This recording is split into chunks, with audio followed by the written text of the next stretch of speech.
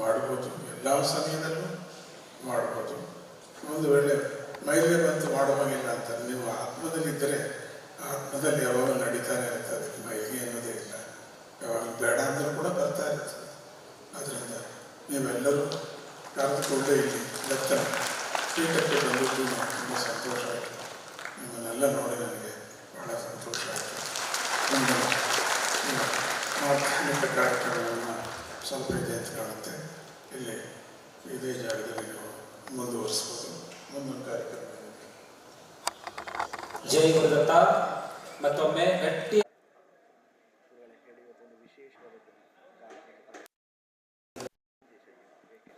ಜೈ ಗುರುದತ್ತ, ಶ್ರೀ ಗುರುದತ್ತ.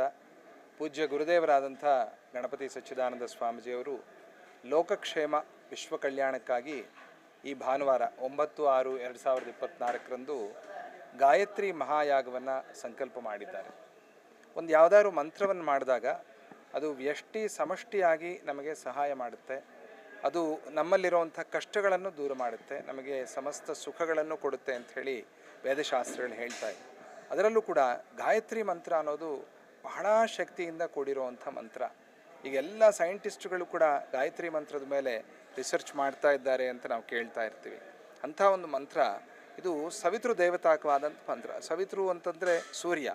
ಸೂರ್ಯನು ನಮಗೆಲ್ಲರಿಗೂ ಕೂಡ ಬಹಳ ಮುಖ್ಯ. ಸೂರ್ಯನಿಂದ ನಾವೆಲ್ಲ ಬದುಕಿರೋದು, ಸೂರ್ಯನಿಂದ ಕಾಲ, ಸೂರ್ಯನಿಂದ ಮಳೆ, ಸೂರ್ಯನಿಂದ ಬೆಳೆ. ಹಾಗಾಗಿ ದೇಶವೆಲ್ಲ ಸುಭಿಕ್ಷವಾಗಿರಬೇಕು, ಹೀಗೆ ಚೆನ್ನಾಗಿ ಮಳೆ ಆಗ್ತಿರಬೇಕು, ಎಲ್ಲರೂ ಆರೋಗ್ಯವಾಗಿರಬೇಕು ಅಂತಂದರೆ ಗಾಯತ್ರಿ ಮಂತ್ರವನ್ನು ಮಾಡಬೇಕು. ಆ ಗಾಯತ್ರಿ ಮಂತ್ರವನ್ನು ಇವತ್ತು ಎಲ್ಲರೂ ಕೂಡ ಸೇರಿ, ಯಾರ್ಯಾರಿಗೆ ಉಪನಯನ ಆಗಿದೆ ಅವರೆಲ್ಲರೂ ಕೂಡ ಸೇರಿ ಈ ಗಾಯತ್ರಿ ಮಂತ್ರವನ್ನು ಮಾಡ್ತಾ ಇದ್ದಾರೆ. ಈ ಗಾಯತ್ರಿ ಮಂತ್ರವನ್ನು ಉಪನಯನ ಆದವರು ಮಾಡುವಂಥ ಒಂದು ವಿಧಾನ, ಉಪನಯನ ಆಗದೇ ಇರೋರು ಕೂಡ ಮಾಡುವಂಥ ಒಂದು ವಿಧಾನ. ಯೋ ದೇವ ಸವಿತಾಸ್ಮಾಕಂ ಧಿಯೋ ಧರ್ಮಾದಿ ಗೋಚರಾಹ ಪ್ರೇರಯೇ ತಸ್ಯೇದ್ಭರ್ಗ ತದ್ವರೇಣ್ಯ ಮುಪಾಸ್ಮಹೆ. ಯಾರಾದರೆ ನಮ್ಮ ಬುದ್ಧಿಯನ್ನು ಧರ್ಮ ಮೊದಲಾದ ಒಳ್ಳೆಯ ಕೆಲಸಗಳಲ್ಲಿ ಪ್ರಚೋದನೆ ಮಾಡ್ತಾ ಇದ್ದಾನೋ ಆ ಭಗವಂತನೇ ಗಾಯತ್ರಿ ಅಮ್ಮನವರ ಸ್ವರೂಪದಲ್ಲಿ, ಸೂರ್ಯನಾರಾಯಣ ಸ್ವರೂಪದಲ್ಲಿ ಇದ್ದಾನೆ.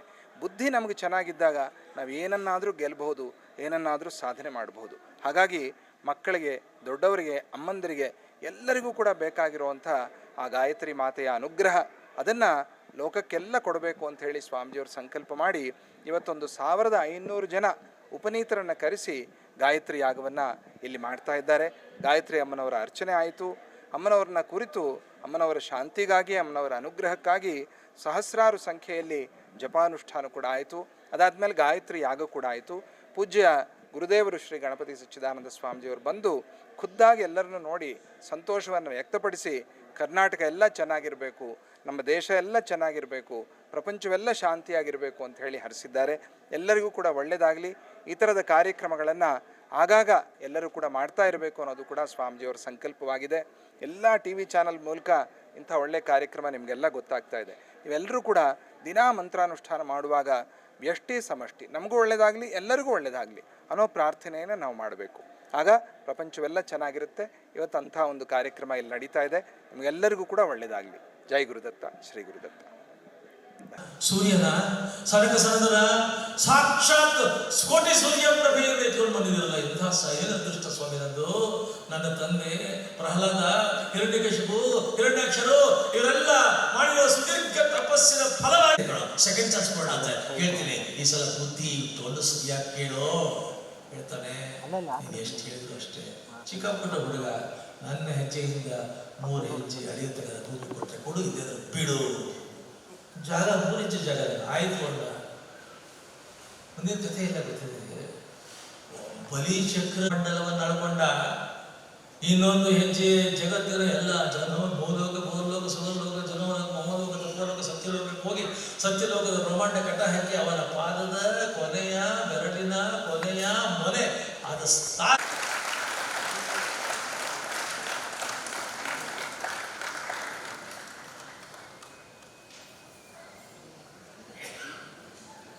ಜೈ ಗುರುದತ್ತ. ಇವತ್ತು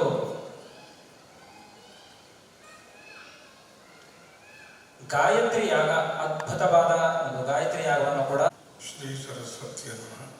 ಶ್ರೀ ಪಾರ್ವತಿ ನರಸಿಂಹ ಸರಸ್ವತಿ ಶ್ರೀ ಗುರುದತ್ತಾತ್ರೇಯ ಭಾಷಣ ಅಂತ ಹೇಳಿದ್ರು. ಇದು ಭಾಷಣ ಮಾಡೋ ಸಮಯ ಅಲ್ಲ. ಇದು ಧ್ಯಾನದ ಸಮಯ ಇದು. ಸಂತೋಷ.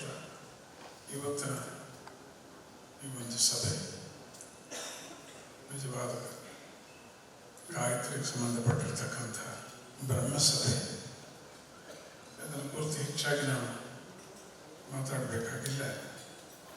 ನಿಮ್ಮೆಲ್ಲರಿಗೂ ಗೊತ್ತು, ಹುಟ್ಟಿದಾಗಿಂದಲೇ ಇಲ್ಲಿ ಬೆಳೆದು ಬಂದ ದಾರಿಯಲ್ಲಿ ಎಲ್ಲರೂ ಕೂಡ ಗಾಯತ್ರಿ ಮಂತ್ರ ಅಂದ್ರೇನು, ಅದರ ಉಪಾಸನ ಅಂದ್ರೇನು, ನಿಮ್ಮ ತಂದೆ ತಾತ ನಿಮಗೆ ನಿಮ್ಮ ಮಕ್ಕಳಿಗೆ ಹೇಗೆ ನೀವು ಬೋಧನೆ ಮಾಡ್ತಾ ಇದ್ದೀರಿ, ಅದರ ಮಹಿಮೆ ಏನು ಅನ್ನೋದು ಭಾಳಷ್ಟು ನಿಮಗೆ ಗೊತ್ತಿದೆ. ಮತ್ತೆ ಮತ್ತೆ ನಾವು ಸುಮ್ಮನೆ ಜ್ಞಾಪಿಸ್ಕೊತಾ ಇರಬೇಕಾಗ, ಯಾಕೆಂದರೆ ಏನಾದರೂ ಒಂದಿಷ್ಟು ಕೆಲಸ ಮಾಡಬೇಕಾದ್ರೆ ಆ ಡ್ಯೂಟಿಗೆ ತಕ್ಕಂತೆ ಒಂದು ಯೂನಿಫಾರ್ಮ್ ಅಂತ ಹಾಕ್ಕೋತೀವಿ ನಾವು.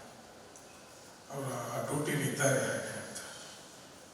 ಆದರೆ ಗಾಯತ್ರಿ ಮಂತ್ರ ಸಮಯ ಇಲ್ಲ ಅಂತ ಗಾಯತ್ರಿ ಮಂತ್ರವನ್ನು ಬಿಡಬಾರ್ದು. ನಾವು ಯಾವಾಗಲೂ ನಾವು ನಡೀತಾನೆ ಇರಬೇಕು. ನೀರಿಲ್ಲ, ವಸತಿ ಇಲ್ಲ, ಗಾಳಿಯಲ್ಲೇ ಅರ್ಘ್ಯವನ್ನು ಕೊಡ್ಬೋದು, ಗಾಳಿನಲ್ಲೇ ಗಾಯತ್ರಿ ಮಂತ್ರವನ್ನು ಮಾಡ್ಬೋದು. ಪ್ರಯಾಣ ಕಾಲದಲ್ಲಾಗಲಿ ಎಲ್ಲ ಸಂದರ್ಭದಲ್ಲೂ ಕೂಡ ಗಾಯತ್ರಿ ಮಂತ್ರವನ್ನು ನಾವು ಮರಿಬಾರ್ದು. ಯಾಕೆಂದರೆ ನಮಗಂಥ ಅದೃಷ್ಟ, ನಾವು ಈ ಜನ್ಮವನ್ನು, ಈ ಒಂದು ಜನ್ಮವನ್ನು ಪಡೆದಿದ್ದೀವಿ. ನಾವು ಇದನ್ನು ಉಪಯೋಗಿಸ್ಕೋಬೇಕು. ನಾವು ಇವತ್ತಿನ ಪ್ರಪಂಚದಲ್ಲಿ ರಿಸರ್ಚ್ ಮಾಡುವಂಥ ಒಂದು ಸ್ವಭಾವ ಎಲ್ಲ ಮಂತ್ರಗಳ ಮೇಲೆ ಬೇರೆ ಜನಕ್ಕೆ, ಸೈಂಟಿಸ್ಟ್ನವ್ರಿಗೆ ಭಾಳಷ್ಟು ಆಸಕ್ತಿ ಹೆಚ್ಚಾಗಿದೆ. ಗಾಯತ್ರಿ ಮಂತ್ರದ ಮೇಲೆ ಬೇಕಾದಷ್ಟು ರಿಸರ್ಚ್ ಮಾಡಿದ್ದಾರೆ, ಮಾಡ್ತಾನೂ ಇದ್ದಾರೆ, ಇನ್ನೂ ಮಾಡ್ತಾ ಇದ್ದಾರೆ. ನಮ್ಮ ಮನೆಯಲ್ಲಿ ಒಂದು ಒಟ್ಟು ಗಾಯತ್ರಿ ಮಂತ್ರವನ್ನು ಮಾಡ್ತಿದ್ದಾರೆಂದರೆ ಆ ಕುಟುಂಬ, ಆ ವಂಶ ಎಷ್ಟು ಅದೃಷ್ಟ ಮಾಡಿದೆ. ಆ ಓಟವನ್ನು ನೋಡಿದಾಗ ನಮಗೆ ಅದು ಯಾವಾಗಲೂ ನಾವು ಅದನ್ನು ಮರಿಬಾರ್ದು. ಸಮಯವಿಲ್ಲ ಅಂತ ಹೇಳಿ ನಾವು ಗಾಯತ್ರಿ ಮಂತ್ರವನ್ನು ಮಾಡೋದು ಬಿಡಬಾರ್ದು. ನಾವು ಪ್ರಯಾಣದಲ್ಲಿದ್ದೀವಿ, ಇನ್ನೊಂದರಲ್ಲಿದ್ದೀವಿ, ಮೈಲಿಗೆನೆಯಲ್ಲಿದ್ದೀವಿ. ಆ ರೀತಿಯಾದ ಭಾವನೆ ಪರಮಾತ್ಮನಿಗೆ ಮೈಲಿಗೆನೆಯದೇ ಇಲ್ಲ. ಆತ್ಮನಿಗೆ ಮೈಲಿಗೆನೆಯಲ್ಲಿ ಯಾವಾಗಲೂ ನೀವು ಶುದ್ಧವಾಗಿ ಇರ್ತಾರೆ. ಮನಸ್ಸಿನಲ್ಲಿ ಹೇಳುವಂತಹ ಜಪ ಯಾವಾಗಲೂ ಶುದ್ಧವಾಗಿ ಇರುತ್ತೆ. ಆದ್ದರಿಂದ ತಪ್ಪಿಸ್ಕೊಳ್ಳೋಕ್ಕೆ ಬೇಕಾದಷ್ಟು ಮಾರ್ಗಗಳಿವೆ, ಅವನ್ನು ಉಪಯೋಗಿಸ್ಕೋಬೇಡಿ. ನಾವು ತಪ್ಪಿಸ್ಕೋಕೂಡದು. ನಾವು ಈ ಜನ್ಮ ಅತ್ಯಂತ ಶ್ರೇಷ್ಠವಾದಂಥ ಜನ್ಮ. ಭಾಗವತದಲ್ಲಿ ಬೇಕಾದಷ್ಟು ಕಥೆಗಳು ಈ ಗಾಯತ್ರಿ ಮಂತ್ರ ವಿಚಾರದಲ್ಲಿ ಹೇಳ್ಕೊಂಡು ಹೋಗ್ತಾರೆ. ಹಾಗೆ ನೀವೆಲ್ಲರೂ ಇವತ್ತಿನ ದಿನ ಇಲ್ಲಿ ಸೇರಿರ್ತಕ್ಕಂಥದ್ದು ಗಾಯತ್ರಿ ಮಂತ್ರ ಜಪ, ಹೋಮ, ಅದಕ್ಕೆ ತಕ್ಕಂತೆ ಕೋಟ್ಯಾಂತರ ಲಲಿತಾ ಸಹಸ್ರನಾಮ ಕೂಡ ನಡೀತು. ರಾತ್ರಿ 12 ಗಂಟೆಗೆ ಕೋಟಿ ಜಪವನ್ನು ರಾತ್ರಿ 12 ಗಂಟೆ ಮುಗಿಯಿತು. ಆ ಕಾರ್ಯಕ್ರಮಗಳಿಗೆಲ್ಲ ನಿಮ್ಮ ಮತ್ತು ಈ ನೆಲೆಯ ಈ ಪೀಠ ನಿಮ್ಮದು. ಆದ್ದರಿಂದ ನೀವೆಲ್ಲರೂ ಇಲ್ಲಿ ಸೇರಿರ್ತಕ್ಕಂಥ ನಿಮ್ಮ